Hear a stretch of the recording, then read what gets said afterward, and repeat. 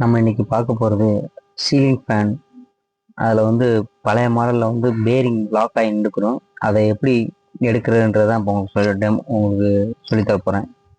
நம்ம சேனலை சப்ஸ்கிரைப் பண்ணாதவங்க சப்ஸ்கிரைப் பண்ணிக்கோங்க.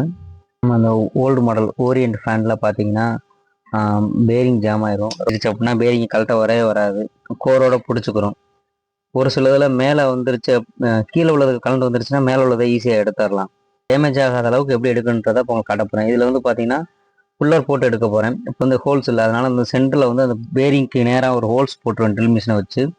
அதுக்கப்புறம் இந்த மாதிரி புல்லரை வந்து 3 லாக் புல்லரை வச்சு லேசாக புஷ் பண்ணி எடுத்தோம்னா டெம்பர் கொடுத்தோம் அப்படின்னா இந்த அலுமினிய பிளேட்டு உடஞ்சிரும். தட்டி எடுத்தோம்னா வைண்டிங் வம்பாயிரும். அதில் வந்து இன்னும் கொஞ்சம் பெரிய ஸ்க்ரூ போட்டு லேசாக தட்டினோம்னா பேப்பர் உதிரல அப்படின்னா ஓகே. இப்போ வந்து வைண்டிங் ஷார்ட்டாக இருக்குன்னு செக் பண்ணுறேன். பாடி கொடுத்துருக்க கப்பு வந்து அந்த அலுமினிய கப்பு சைஸ் இருக்கிறதுனால அந்த இது கவர் ஆகி உட்காந்துக்கிறோம், பேரிங் வராது. அதுக்காக நான் அடிஷ்னலாக ஒரு ரிங்கு மாதிரி வச்சுருப்பேன், பேரிங்கோட ரிங்கு வச்சு. அதே மாதிரி சென்டரில் வந்து என்றைக்குமே அந்த ரவுண்டில் தட்டிடக்கூடாது, அவுட்டர் ரிங்கில் தான் தட்டணும். அப்படின்னா சப்போர்ட்டுக்கு ஒரு பிளேட் கொடுத்துருப்பாங்க. அந்த ஸ்க்ரூவை கழட்டிட்டு பேரிங் 2ஆம் நம்பர் பேரிங். இது உங்களுக்கு புல்லர் யூஸ் பண்ண தரல அப்படின்னா சொல்லுங்கள், நான் எப்படின்றத சொல்கிறேன். நான் எந்த புல்லர் நல்லா இருக்குன்றதும் சொல்கிறேன். பார்த்தீங்கன்னா 2ஆம் நம்பர் பேரிங் இப்போ நம்ம மேலே டாப்பில் இருந்துரும். அது உங்களுக்கு வந்து அதே மாதிரி இந்த பேரிங் கலட்டினோடனே இந்த அலுமினியத்தில் வந்து நம்ம புஷ் பண்ணாலே போதும், போயிடும் அது நமக்கு. அதே மாதிரி நம்ம அசம்பிள் பண்ணலையும் ஃப்ரீயாகவே அசம்பிள் ஆயிரும். நம்ம கிரீஸ் அப்ளை பண்ணிவிட்டு இந்த அலுமினிய கப்பு மட்டும்தான் கொஞ்சம் டைட்டாக இருக்கும்.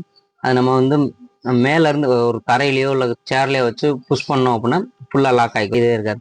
மேக்ஸிமம் காயில் வந்து பழைய காயிலை பொறுத்த வரைக்கும் தட்டாமல் காயில் டேமேஜ் ஆகாமல் இருக்கும், ஷார்ட் ஆகாமல் இருக்கும். பாடி ஸ்க்ரூவை போட்டு ஈவனாக டைட் வச்சுட்டே வரும். ஒரு டைட்டு ஒரு ஸ்க்ரூவை ஏற்றிட்டு மிச்சம், அதனால் ஈவனாக டைட் வச்சுட்டே வந்தோம்னா கரெக்டாக உட்காந்துரும். இப்போ வந்து மேலே உள்ள தகர கப்பு வந்து 3 ஸ்க்ரூ இருக்கும், அதையும் போட்டு முடிச்சுட்டு வயர் எப்பொழுதும் போல் நம்ம வந்து சின்னதாக ஊக்கு மாதிரி வச்சு நம்ம வயரை ரிமூவ் பண்ணி விட்டுறணும்.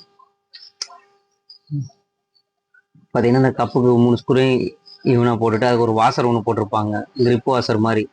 அந்த வாசரையும் போட்டு நம்ம டைட் வச்சு விட்டுறணும். இது வந்து பழைய மாடல்னால இந்த மாதிரி கப்பு வரும். இப்போ வரதில்ல, எதுலேயுமே இந்த மாதிரி கப்பு வரதில்லை.